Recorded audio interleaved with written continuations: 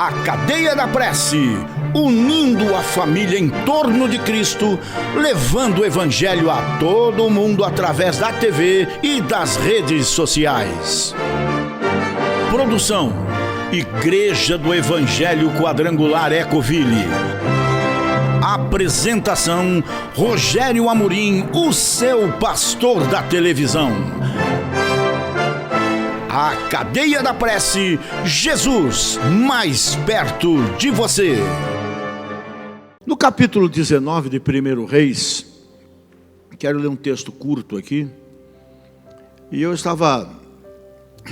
Esse texto da minha Bíblia, está faltando Bíblia para tanta anotação aqui, não é? Porque é um dos textos mais... Como é que eu vou dizer assim? Que mais espantam a gente, porque fala de depressão, fala de ansiedade, fala de desânimo. E o que é pior, fala na vida de um homem que não tinha nada para viver isso. Exceto, provavelmente, né, um lado emocional não bem tratado que levou a esse desespero que foi o profeta Elias, né? E eu me lembro que uma vez um pastor amigo meu, eu fiquei até calado, né? Pô, já se viu, o cara veio me pregar que o Elias estava com depressão. Bom, se esse texto aqui não falar de depressão, então não existe depressão. Não é? Porque o Elias caiu, como muitas vezes nós caímos, em ciladas que muitas vezes o nosso despreparo, a nossa desatenção nos preparam e que a gente entra nela, né? E então, começando o texto aqui no capítulo 19. E Acabe fez saber a Jezabel tudo quanto Elias havia feito e como totalmente tinha matado todos os profetas de Baal e de Astarte, né, a espada. Então Jezabel mandou um mensageiro a Elias para dizer-lhe: assim me façam os deuses e outro tanto, se de certo amanhã, a estas horas, não puser a tua vida como a de um deles, ou seja, vou te matar. O que vendo ele, se levantou e para escapar com vida, se foi e veio a Berseba, que é de Judá, e deixou ali o seu ajudante. Ou seja, abandonou a comunhão, ficou só, isolou-se, e ele se foi ao deserto, mais isolamento, caminho de um dia, e veio e se assentou debaixo de um zimbro, e pediu em seu ânimo a morte, e disse: já basta, ó Senhor, toma agora a minha vida, pois não sou melhor do que os meus pais. E deitou-se e dormiu debaixo de um zimbro. E eis que então um anjo o tocou e lhe disse: levanta-te, come. E olhou, e eis que à sua cabeceira estava um pão cozido sobre as brasas e uma botija de água. Comeu, bebeu, virou para o outro lado e continuou dormindo. E o anjo do Senhor tornou segunda vez, o tocou e disse: levanta-te, come, porque o teu caminho ainda é muito comprido, você tem muita coisa para fazer. Amém? Assim, é difícil entender como alguém de relacionamento tão íntimo com Deus, cheio do Espírito Santo, profeta atrevido, desafiador, que foi um instrumento para que Deus fosse glorificado diante de toda a nação, lá no Monte Carmelo. Vocês conhecem toda a história, não preciso repetir, né? Mas é difícil entender que um homem nessa condição chegue a tal situação. E eu tenho entre meus livros muitas biografias de homens e mulheres de Deus, e tenho muitos comentários, jornais evangélicos e assim por diante, não é? E percebi que ao longo da história da igreja, não apenas Elias, mas muito pastor famoso, muito escritor de livros espetaculares, livros que jogam qualquer um para cima, que motivam e tudo mais, homens como esses caíram em profunda depressão. Até vou evitar citar nomes, né? Nós sempre vamos desfrutar de misericórdia e de fidelidade de Deus nas nossas vidas, né? No entanto, quando as tribulações nos chegam, a eficiência, a falibilidade humana tende a esquecer a infalibilidade. A gente se acha o bacana. Quando alguma coisa está dando certo na nossa vida, no trabalho, na vida comum, no ministério, quando a gente acha que está por cima, é que a gente está correndo perigo de ficar por baixo. E Elias estava desanimado, angustiado, cheio de dúvidas, ameaçado de morte. Foge dessa Jezabel terrível e foge para onde todo depressivo foge, para o deserto. E ele se coloca debaixo de um pé de zimbro, pedindo a morte. E eu procurei ver o que é o zimbro, né? Inclusive o fruto. Parece um mirtilo assim, redondinho, escurinho. E é uma árvorezinha que cresce no deserto, que não dá para chamar nem de árvore, é um arbusto um pouco maior, que normalmente um homem não consegue ficar de pé debaixo da sua sombra. Tem que fazer como o Elias aqui, tem que se deitar. É um lugar de pouca sombra, né? E ele preferia ser morto por Deus, como ele disse aqui, a ser entregue a uma rainha ímpia, que ele acabara de vencer. Todos os seus deuses, todos os seus profetas. Elias tinha presenciado a morte de muitos profetas e não esperava que de repente a sua vez ia chegar. E a ameaça dela veio num momento como o diabo costuma fazer, no momento que ele percebe alguma fragilidade em nós. E ele percebeu isso na vida do profeta. Até porque, vamos e venhamos, né? As emoções que o profeta viveu no Monte Carmelo foram de lascar a gente. É brincadeira. Um rei, uma rainha, todos poderosos, com deuses múltiplos, com centenas e centenas dos seus falsos profetas e tudo mais, né? E de repente Elias ora e por 3 anos e meio cessa a chuva em toda aquela terra. E ele é desafiado então a estar no Carmelo e desafiado a desafiar Jezabel, Acabe, seus deuses, seus profetas, em tudo aquilo que vocês já sabem. E aparentemente está lá no Monte Carmelo. A gente já esteve lá em cima e procurou avaliar aquela situação, não é? Toda aquela gente no seu entorno, lotando tudo aquilo ali, esperando alguma coisa acontecer. E o povo era terrível, o povo já estava, a maioria, com os deuses estranhos. E Deus propõe então esse desafio lá em cima. E o Elias propõe aquele desafio ao rei e a todos os seus deuses e profetas. E aparentemente, no meio daquela multidão imensa que estava ali, e todos eram inimigos, vamos assim dizer, torciam contra ele. Imagine a situação dele, aparentemente sozinho lá em cima, fisicamente sozinho. Mas eu sempre gosto de dizer isso. Nunca um homem foi tão maioria na vida como Elias no Carmelo.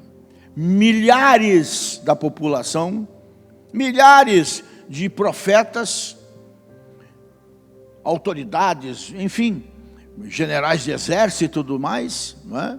E no entanto, aparentemente aquele homem lá em cima daquele morro, desafiando esses deuses, esses profetas, para um desafio maluco, né? O Deus que responder com fogo do céu, esse Deus todo mundo vai se render. Olha só a situação. E então ele ora, ele oferece um sacrifício. Eu fico imaginando a tensão que toma. Se pregar uma palavra simples assim para vocês que são conhecidos, sempre nos causa qualquer tipo de ansiedade, vamos assim dizer. A gente nunca se sente muito confortável, porque você sabe o tamanho da responsabilidade que você tem. estou falando para vocês aqui, sabe Deus para quanta gente através das redes sociais agora, que nos acompanha em casa, aí na sua cobertinha, só o nariz para fora, né? Estou adivinhando, né? Pois é. Então, imagina ele naquela situação. Eu acho que tudo isso realmente mexeu com o seu emocional. 3 anos e meio sendo perseguido, tendo que se ocultar aqui e ali, sendo sustentado por uma viúva com o seu filho. São muitas experiências assim, de absoluta dependência de Deus, que culminou nesta maior no Monte Carmelo, que deve ter levado esse homem a vamos usar essa expressão, né? A um esgotamento emocional. E depois de todas aquelas vitórias que ele deveria saborear agora, aquela vitória, ele era o homem do momento, ele era, desculpa a expressão, o cara, como disse o Obama, né? Ele era o cara. E, no entanto, nesse momento, que aparentemente ele poderia desfrutar de tudo isso, ele se fecha. Ele se internaliza no seu íntimo. E ele se sente abandonado por causa de uma ameaça. Ameaça de desemprego, ameaça de separação, ameaça do diagnóstico do médico, ameaça de repente, a situação no Brasil está difícil, como é que vai ser o ano que vem para a minha vida, como é que eu vou sustentar minha família, como é que eu vou estudar, e assim por diante. Esse tipo de coisa, no momento complicado da vida, pode causar o que causou na vida do Elias, e por isso nós precisamos tomar cuidado, e aprender, que se um homem como Elias, cheio do Espírito Santo, um homem de milagres espetaculares, passou por esse momento de pedir a Deus que preferia ser morto. Afinal, ele era amigo de Deus, com muitas promessas ainda a serem realizadas. E aí a gente pergunta, e nós? E você? Isso já aconteceu com você em algum momento? Isso está acontecendo com você hoje? Mas ele acreditou firmemente nas promessas divinas e de repente ele vê que não era bem assim. Tudo estava conspirando contra. Deus tinha se esquecido de Elias. Deus se esqueceu de você. Deus se esqueceu de mim. Deus se esqueceu daqueles que buscam e confiam na sua providência. Eu, particularmente, já estive como Elias, um pouco antes de vir para Campo Comprido, há 40 anos atrás. Eu já estive mais ou menos como Elias, estava vivendo um momento espetacular no ministério. Até a Globo Repórter fizeram com a gente, naqueles tempos, né? Que infelizmente não tinha DVD, essa coisa arada toda, nem teve como gravar aquilo da televisão, né? Um trabalho magnífico e tudo mais, e de repente tomei uma atitude intempestiva, fiz o que não devia fazer em termos de ministério, vendi tudo, juntei a família, fui para o norte do Paraná, e como não era vontade de Deus, quebrei a cara e voltei como Elias. Mas caramba, até aqui Deus esteve comigo, deu tudo certo, e agora está dando tudo errado, absolutamente tudo errado. Já não tenho mais casa, já não tenho mais uma igreja, já não tenho mais dinheiro, já não tenho mais carro. Deus se esqueceu de mim. E nesse tempo foi maravilhoso. Eu me lembro de alguns irmãos que eu nunca vou esquecer deles. Eles iam na minha casa, juntamente com a Marilza e as 3 crianças, os meus filhos eram tudo crianças, e a gente se reunia para orar, e tudo que a gente fazia era só chorar, porque eles viam, sabiam quem eu era, o que Deus tinha me dado, e o que de uma maneira ou de outra estava me sendo tomado, e a situação difícil que eu estava, que até me levou a fazer como Elias, a pensar em procurar emprego lá fora. de onde eu tinha sido tirado, justamente para o ministério, de uma forma que vocês conhecem, quase perdi minha vida, mas tudo isso aí foi uma ilusão, foi um erro? Não. Eu parecia o fim. Claro que eu não cheguei a pedir a morte. Ainda vou ver o Curitiba campeão mundial. Né? Ou seja, não vou morrer nunca. Mas era como se tivesse morrido. E então eu fiz o que o Elias fez. Eu me refugiei no zimbro. A palavra de Deus, as mensagens que eu costumo pregar, muitas coisas que eu já esqueci, às vezes o Espírito de Deus me faz lembrar também para trazer para vocês, né? Tudo isso passa primeiramente por mim. Se eu aceito essa mensagem, se ela é boa para mim. E Deus me fala, e Deus me anima, e Deus me conforta, e eu me sinto na obrigação de continuar à frente. Eu me lembro nesses tempos que eu estou dizendo, que foi um tempo muito difícil, inclusive de eu explicar para a Marilza e para os meus filhos o porquê de tudo aquilo. Difícil de explicar aquilo, na verdade difícil de explicar para mim mesmo o que eu estava passando, não é? Mas eu, nesse tempo, eu desandei a pregar na igreja dos outros. Voltei do norte, com a mão na frente e outra atrás. Desandei a fazer campanhas, às vezes, de 7 ou 8 dias direto na igreja dos colegas por aí, né? E tudo isso sempre me manteve muito firme na fé, no ministério, embaixo do zimbro, que era pouca sombra, né? Mas suficiente para eu não morrer, vamos assim dizer, espiritualmente. Debaixo do zimbro eu recebi água, eu recebi pão, como esse profeta recebeu. Me fortaleci para prosseguir, confiante de que Deus estava comigo. E eu disse para ele: Senhor, a vontade é voltar lá fora para sustentar minha família, emprego não me falta. Eu era um bom profissional de vendas. Tanto é que quando alguém soube que eu estava meio assim, amigos meus, já me mandaram chamar para a grande empresa, e eu disse: não, o senhor me chamou, o senhor é o meu patrão agora, o senhor vai ter que me sustentar. E Deus não fugiu do seu propósito para com a minha vida. Como eu disse, nunca preguei tanto, em tantas igrejas, com tanta dificuldade, mas com muita alegria. Deus me foi fiel. Converteu o mau começo de uma má decisão de abrir trabalho onde Ele não queria que eu abrisse, e me mandou para Campo Comprido, para assumir a igrejinha antiga. E a partir daquele dia, começou tudo isso que vocês estão vendo aqui.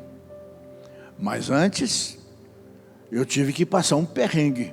Tive que passar um deserto. Eu tive que pensar que Deus, né, em algum momento, esqueceu de mim, né? Mas a verdade com isso é que eu quero dizer, que o diabo nos ataca, é justamente assim nos nossos momentos de fraqueza. Mas, como no caso de Jó, muita gente vem, como aqueles irmãos que eram pastores, inclusive colegas, vinham orar comigo, mas muita gente vem buzinar no teu ouvido. Ah, olha, isso aí é a igreja, tá vendo? É trairagem, é isso, é ingratidão, é isso, é aquilo mais. Larga a mão disso, rapaz, vai cuidar da tua vida, não dá bola para essa gente não. Mas essa gente é a minha gente, para o bem ou para o mal, essa gente é a minha gente, né? Tentou me atacar, como atacou Elias num momento de vacilo. Foi assim com Jesus no deserto. Jesus teve fome, o inimigo lhe ofereceu pão. Ele se apresenta com uma solução mais rápida e fácil. Ah, vem para cá, muda de igreja, vamos para o terreiro, vamos para o trabalho esotérico, Larga a mão desse tipo de coisa. Vamos ali na sortista, na benzedeira, na rezadeira, na costureira, sei lá, tem de tudo nesse negócio, né? Então ele se apresenta assim muitas vezes como uma solução mais rápida, mais fácil. E foi assim com Elias. Pede a morte, Elias. Você não merece mais viver dessa forma. Onde já se viu? Esse Deus te abandonou. Olha você onde está. No deserto.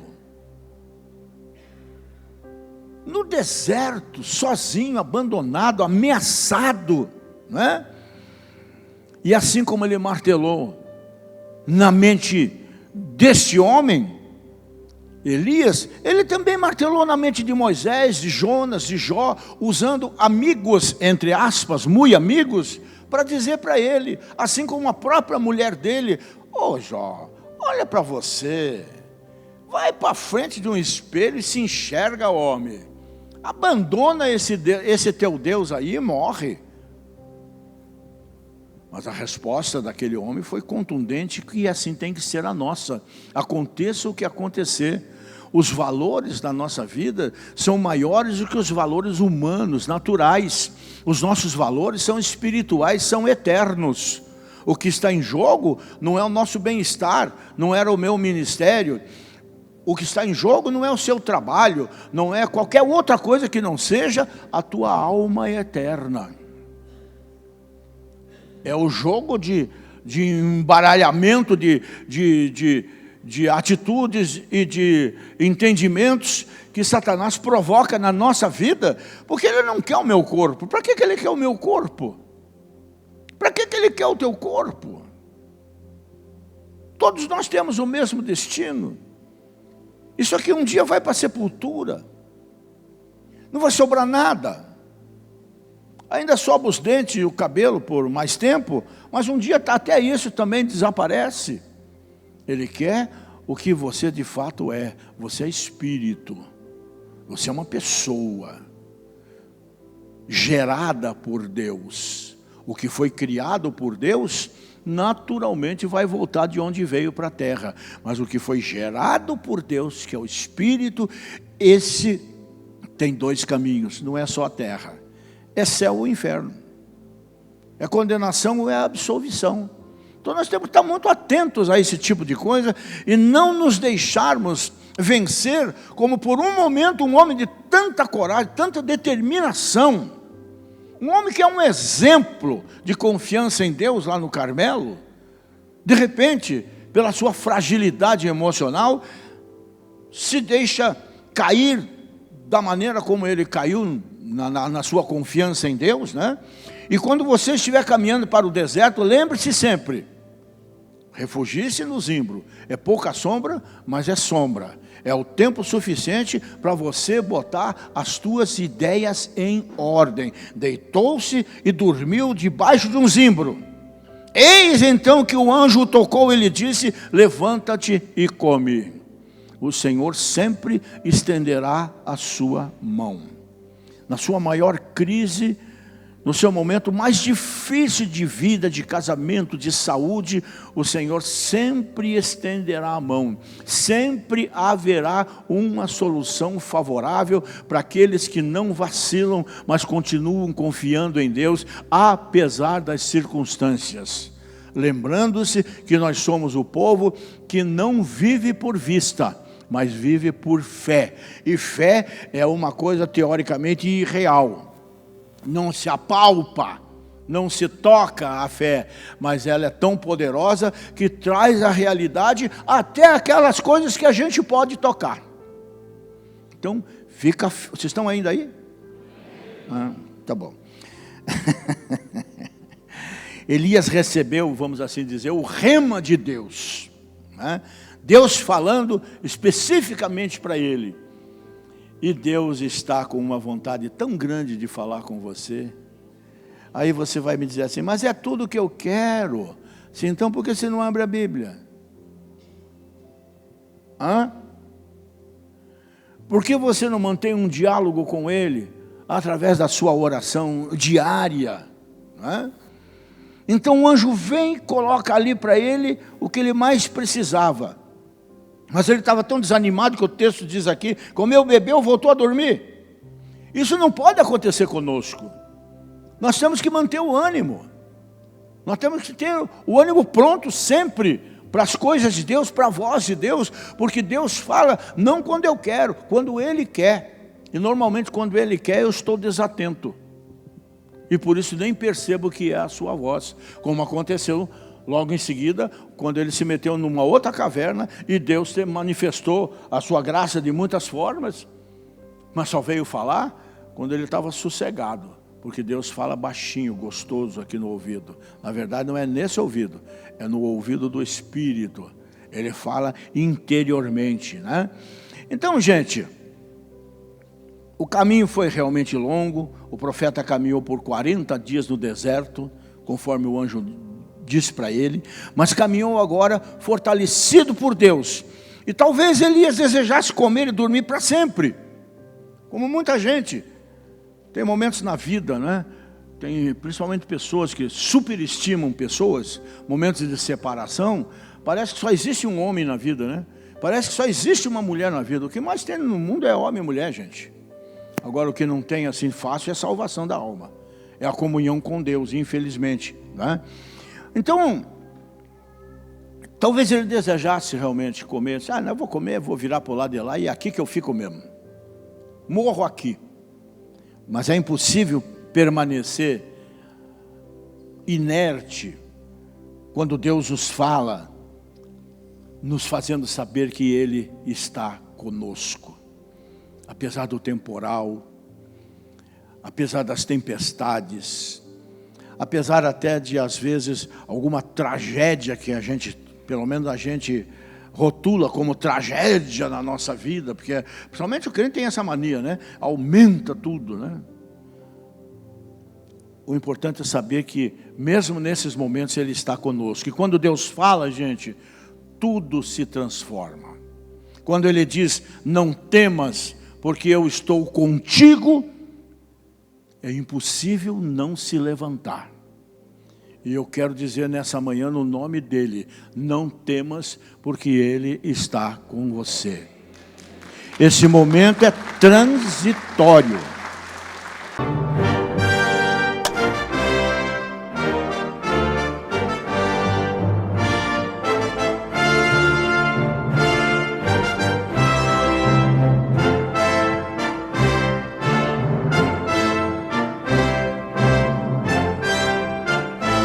A Cadeia da Prece, Jesus mais perto de você.